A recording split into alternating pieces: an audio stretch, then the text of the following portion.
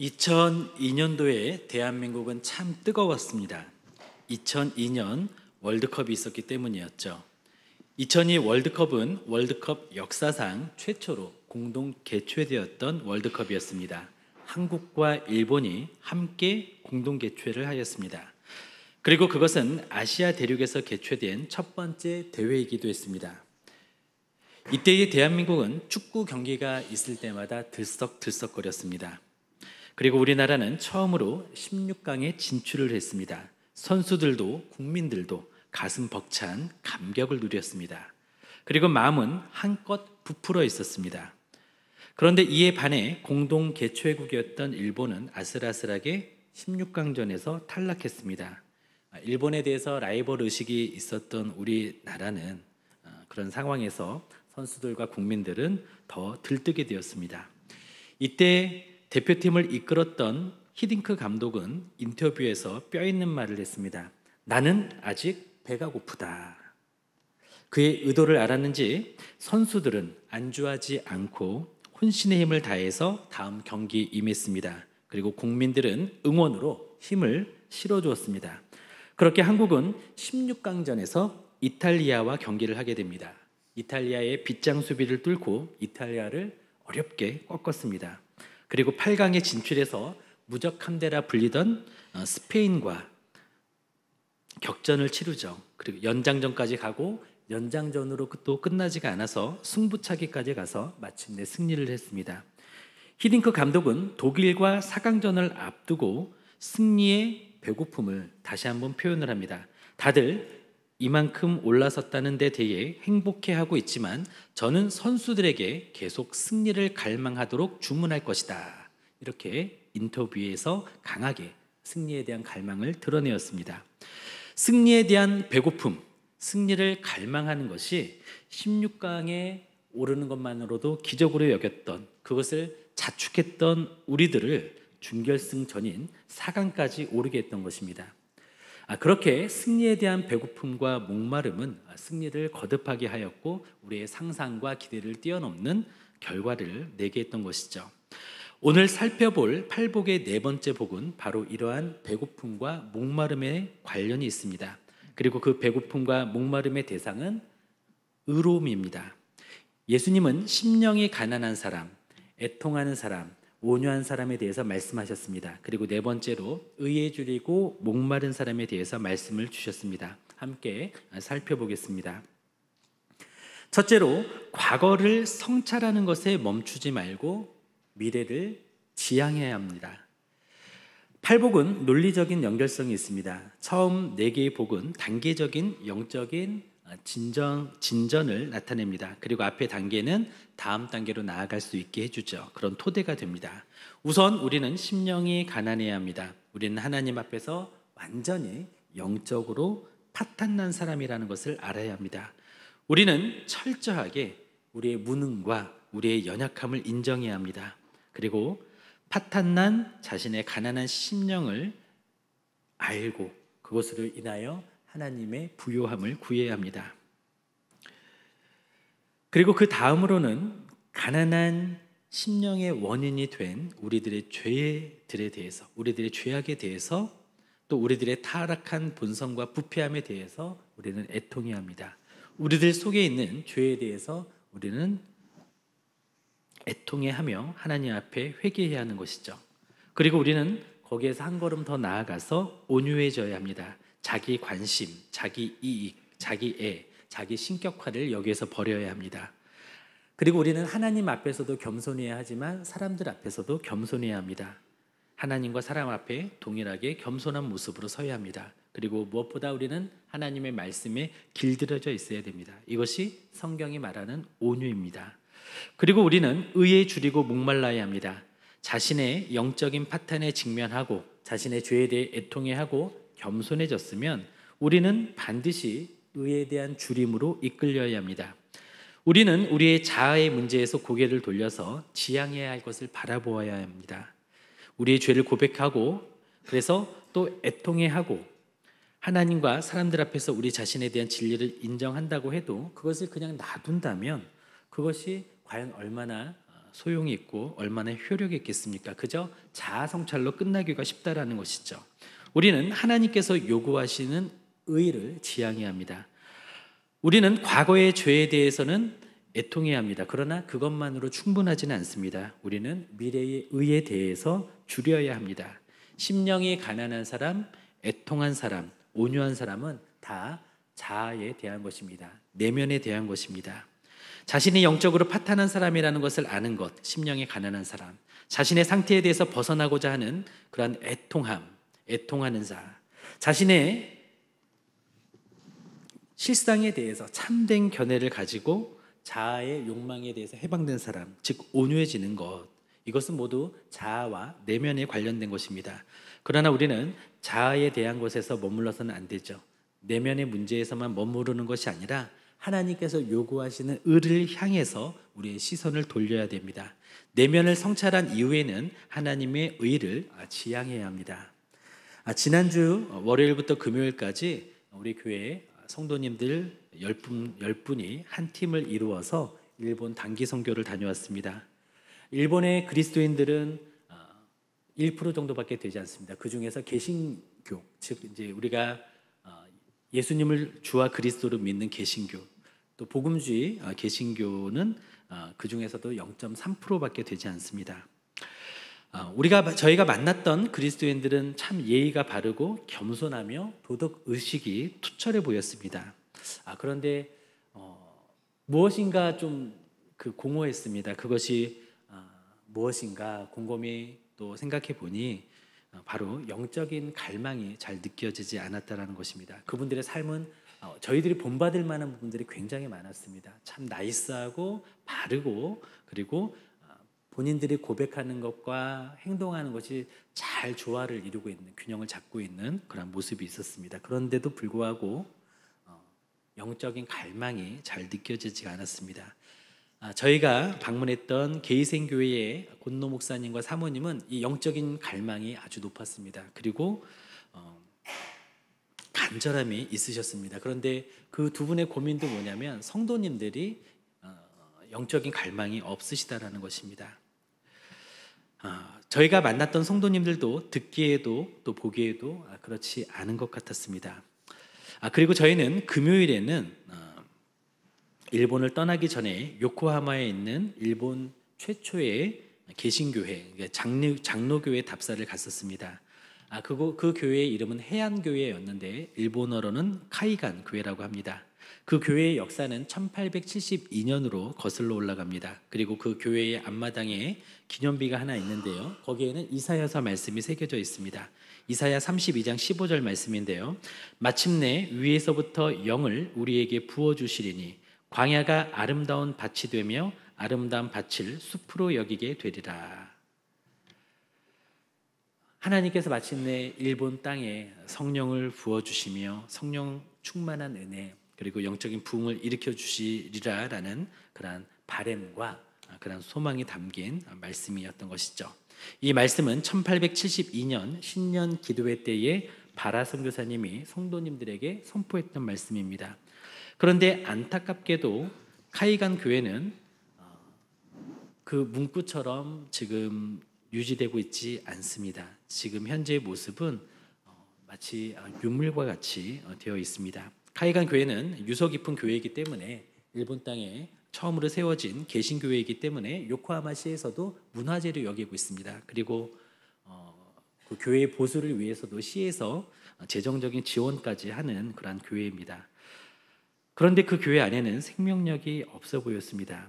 그 안에 또 예배드리는 성도님들은 30여 명이라고 하시는데 대부분 노인이신 것 같습니다.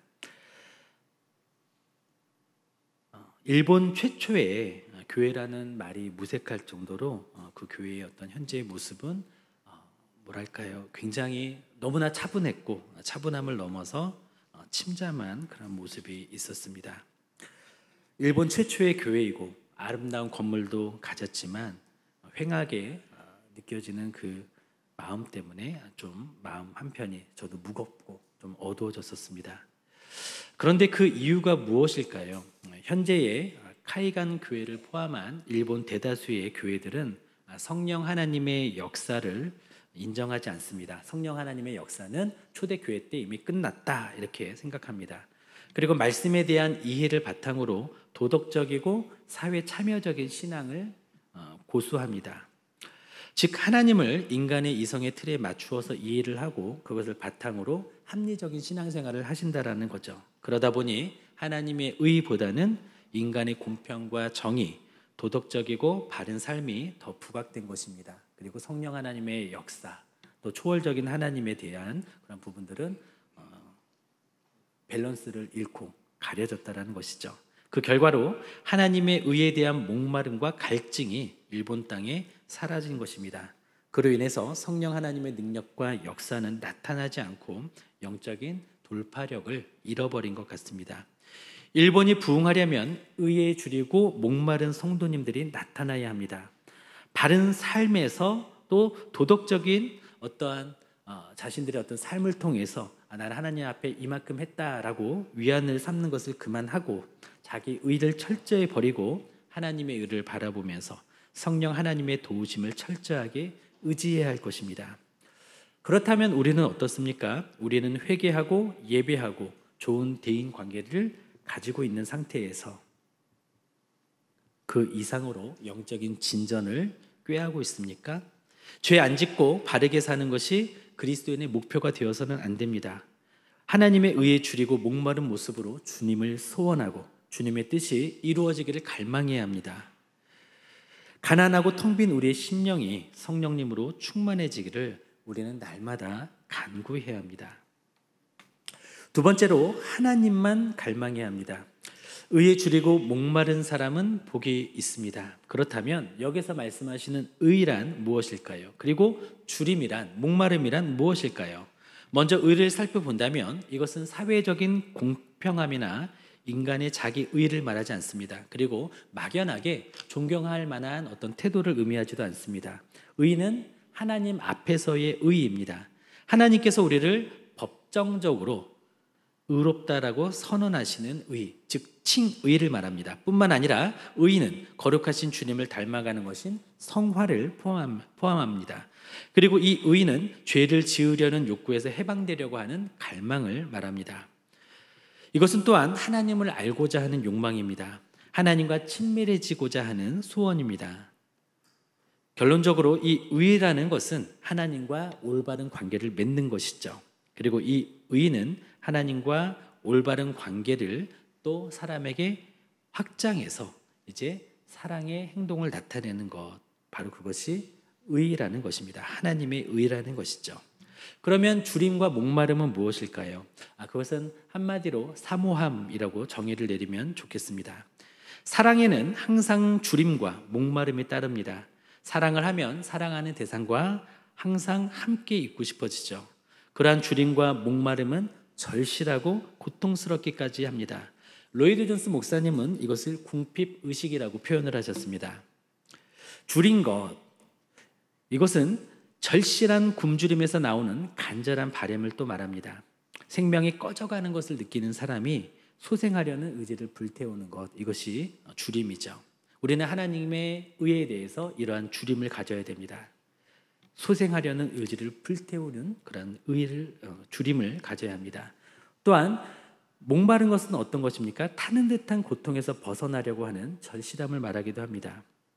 우리는 하나님 앞에 의로워지려고 하는 것을, 또 주님을 닮아가려고 하는 것을, 죄에서 자유해지려고 하는 것을 사모해야 합니다. 그리고 주님과 1분 1초도 안 떨어지겠다라고 하는 절실함과 궁핍한 마음으로 주님과 동행하는 삶을 사모해야 합니다.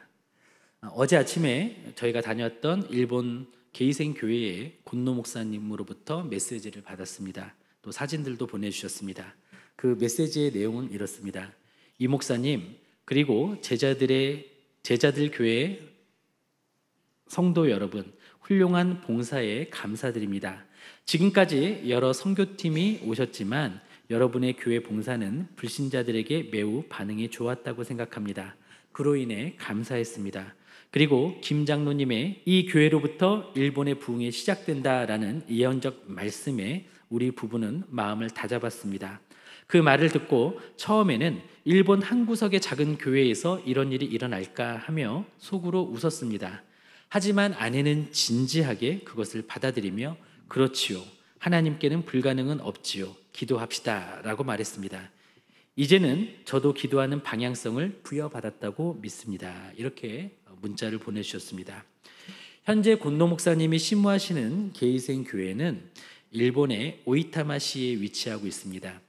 오이타마시는 우리나라의 면에 해당하는 세 개의 지역인 오가와, 미노리, 타마리가 통합되어서 시를 이룬 곳입니다. 그 앞자를 따서 오미타마가 된 것이죠. 그런데 재미있는 것은요, 미타마라고 하는 단어는 그 일본어로 하나님의 영을 뜻하기도 한답니다. 즉 성령이라는 뜻이 된다라는 것이죠.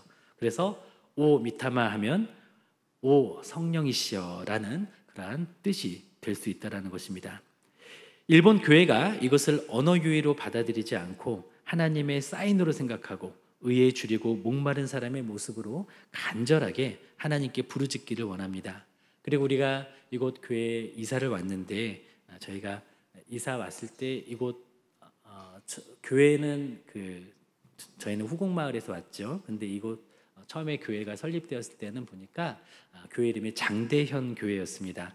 장대현 교회라고 한다면 1907년에 평양 대부흥을 주도했던 교회이기도 합니다. 교회사에 있어서 한국 교회사에 있어서 굉장히 큰 사건이었고 지금도 그때의 부흥이 다시 오기를 기다리면서 많은 한국 교회들이 기도를 하고 있습니다. 저는 그것도 하나님의 섭리 가운데 일부라고 저는 믿습니다. 그래서 우리도 이곳에서 정말 그런 부흥을 향한 열망과 성령 하나님의 역사가 뜨거운 역사가 일어나기를 바라는 그런 열망들이 우리가 오기 이전부터 있어 왔는데 그것이 이어져서 또 이곳 일산에서부터 또 큰 부흥이 일어나기를 바라면서 우리 교회 성도님들도 기도하시기를 바랍니다. 마치 오이타마시아에 있는 게이센 교회가 기도하듯이 우리는 또 이곳에서 한국의 부흥을 주도해 가면 좋겠습니다. 세 번째로 하나님만 갈망하는 사람은 채워질 것입니다. 어째서 우리는 하나님을 갈망해야 할까요? 하나님의 의를 갈망해야 할까요? 우리가 하나님의 의를 가지고 있지 못하면 우리는 하나님의 진노 아래 있을 수밖에 없습니다. 그리고 우리는 파멸할 수밖에 없습니다. 이 땅에서 예수 그리스도의 의로 옷 입지 못하고 죽게 된다면 우리는 절대 절망과 심판을 우리는 면치 못합니다. 하나님의 진노가 그 위에 있기 때문이죠. 죄는 하나님께 너무나 더럽습니다. 만약 우리가 하나님 앞에서 하나님의 거룩한 빛 속에서 계속해서 우리가 머무르지 못한다면 우리는 하나님과 온전한 관계를 맺을 수가 없습니다. 그리고 우리가 하나님의 거룩한 빛을 우리가 조명받아서 우리 안에 더러움을 보고 회개하지 않는다면 하나님과 우리와의 관계는 유지가 되지 못할 것입니다. 죄가 우리와 하나님 사이를 가로막기 때문에 그렇습니다. 하나님이 우리를 버리신다라는 이야기가 아니라 하나님과 더 이상 교제가 없다라는 것이죠. 어려워진다라는 것이죠. 주 예수 그리스도를 바라보기를 원합니다. 그리고 우리의 삶은 하나님께서 요구하시고 원하시는 그런 삶이 되기를 원합니다. 우리는 주님을 닮아야 합니다. 그리고 거룩해야 합니다. 아까 잠깐 한일 월드컵 말씀을 드렸는데 우리는 일본을 굉장히 좀 어려워하죠. 그리고 적대적으로 느끼고 있죠. 그런데 만약에 한번 가정을 한번 해보겠습니다. 한국에 하나님의 사랑으로 충만한 그리스도인들이 가득하고 일본의 하나님의 사랑으로 충만한 그리스도인으로 가득한다면 주의 말씀에 순종하는 그리스도인들로 가득한다면 과연 과거에 그러한 어려웠던 역사가 있었겠습니까? 아니죠. 결국은 평화 자체를 추구하는 것이 평화를 이루는 것이 아니라 그 땅에 그리스도인들이 많아지는 것이 평화를 이룬다라는 것입니다. 우리가 하나님의 의를 사모해야 하는 이유도 바로 여기에 있습니다. 우리가 하나님의 의를 사모하고 하나님의 의를 따라갈 때 비로소 우리가 추구하던 행복이 따라온다는 것이죠. 행복을 따라가면 과연 행복해질까요? 그렇지 않습니다. 그저 갈증을 느끼면서 세상에 대한 갈증을 느끼면서 여전히 불행감을 가중시킬 뿐입니다. 그러나 우리가 하나님의 의, 거룩을 따라간다면 행복이 뒤따라오게 됩니다. 우리는 그러므로 의에 줄이고 목마른 자의 모습으로 예수 그리스도를 바라보며 하나님의 거룩을 사모해야 합니다. 그렇게 할 때 우리는 죄로부터 해방을 날마다 갈망하면서 주님을 닮아가게 되고 하나님이 원하시는 그러한 의로운 삶을 살아갈 수 있게 되는 것입니다. 그렇다면 우리는 어떻게 의에 줄이고 목마른 그러한 상태에 있을 수가 있을까요? 어떻게 우리는 또 체험을 받을 수 있을까요? 성경을 보십시오. 성경의 인물들을 따라가시기 바랍니다. 그리고 믿음의 선배들을 보시기 바랍니다. 어거스틴, 루터, 칼빈, 존 낙스, 그리고 청교도인들, 파스칼, 요한 웨슬리, 조지 휘필드, 존 플래처와 같은 분들의 전기들을 보시면 좋겠습니다. 그분들은 충만함을 누린 분들이었습니다. 그리고 그분들의 삶은 거룩한 그러한 모습을 보여주었고 하나님의 함께하심이 보여주는 삶이었습니다. 체험받는 삶이었습니다. 그분들은 공통점이 있습니다. 그분들의 공통점은 바로 항상 기도했다라는 것입니다. 종교개혁자 루터는 매일 자신에게 가장 귀중한 3시간을 기도로 보냈습니다. 새벽에 2시간을 기도했고요. 자기 전에 1시간을 또 기도했습니다. 그리고 그는 이렇게 이야기했습니다. 내가 만일 새벽에 2시간을 기도하지 않으면 그날의 승리는 마귀에게로 돌아갈 것이다. 18세기에 영국을 각성시켰던 존 웨슬레 목사님은 매일 2시간씩 기도를 했습니다. 그리고 같은 시대를 살았던 찰스 시몬 목사님도 매일 새벽 4시에서 8시까지 4시간씩 기도를 하셨습니다. 존 웨슬레 목사님의 후계자인 존 플래처 목사님은 날마다 철야 기도를 했습니다. 철야 기도 때 무엇을 기도했냐면 회개 기도를 했습니다. 자기를 부인하는 기도, 하나님의 임재 안에서 자유케 되는 기도를 했던 것이죠. 그 밖에도 조지 얼라임 목사님은 매일 3시간씩 기도했다고 합니다. 또 존 웨이치 목사님은 하루에 8시간씩 기도했다고 합니다. 그리고 그분은 이렇게 말씀하셨습니다. 나에게는 살려야 할 영혼이 3,000명이 넘게 있습니다. 이렇게 대답을 하면서 그 사람들을 위해서, 그분들을 위해서 하루에 8시간씩 기도를 했다고 합니다. 20세기 미국의 복음주의 설교가이신 E.M. 바운즈 목사님은 매일 새벽 4시에서 7시까지 3시간씩 기도를 하셨다고 합니다. 저도 이런 내용을 다시 한번 확인하게 되니까 참 부끄러워졌습니다. 목사로서 참 부끄러움이 있었고 또 새로운 결단을 하게 되었습니다. 물론 당장 이분들이 하셨던 것만큼 장시간의 기도를 하는 것은 쉽지 않겠지만 저도 의에 줄이고 목마른 자의 모습으로 이런 모습을 닮아가면서 지향하면서 나아가면 좋겠다라는 그런 결단을 했습니다. 우리는 어떻습니까? 우리에게도 하나님을 갈망하는 이러한 것이 있습니까? 이것이 우리의 가장 큰 소원이 되고 있습니까? 우리는 이 생에서 다른 무엇보다 하나님을 알기를 원해야 합니다. 우리는 누구보다 주 예수 그리스도를 닮기로 열망해야 합니다. 우리는 각양각색의 모양과 형태로 나타나는 자아를 제거하기에 또 힘써야 합니다. 죄성을 버리기에 힘써야 합니다. 우리는 항상 전적으로 하나님의 영광과 하나님의 명예를 위해 살려고 또한 노력해야 됩니다. 그러기 위해서 우리는 날마다 기도해야 합니다. 그리고 우리는 체험을 얻기 위해서 날마다 팔복을 실천해야 할 것입니다. 바라기에 우리 모두는 하나님을 절실하게 사랑하고 하나님과 동행하는 것을 간절하게 원하고 타는 목마름으로 날마다 성령 충만을 부르짖기를 예수님의 이름으로 축원드립니다.